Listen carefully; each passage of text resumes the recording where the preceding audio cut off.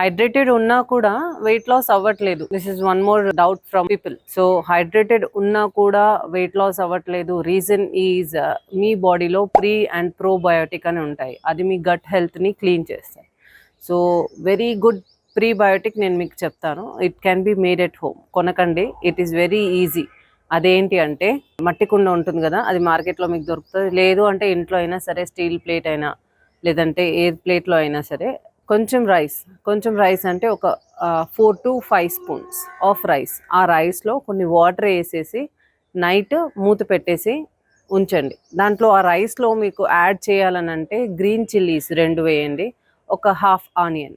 Okay, దీన్ని వాటర్లో పెట్టేసి రైస్తో పాటు మూత పెట్టేసేయండి.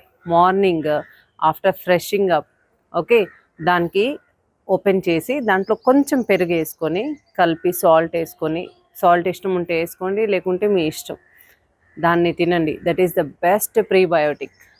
It is very easy and ఇది అందరికి ఇంట్లో తినిపించండి. అబ్బో అది బోరింగ్ కదా అంటే దాంట్లో కొంచెము నెయ్యి వేసుకొని తాలింపు పెట్టుకోవచ్చు, కొంచెం ఆవాల జీలకర్ర లేదంటే ఓన్లీ జీలకర్ర, చాలా మంచిది. ఇంకా అండ్ కొంచెం ఇంగువ అండ్ కొన్ని పప్పులు వేసుకొని తాలింపు వేసుకొని తింటే it is super. Summer weight loss జర్నీకి ఆల్ ది బెస్ట్.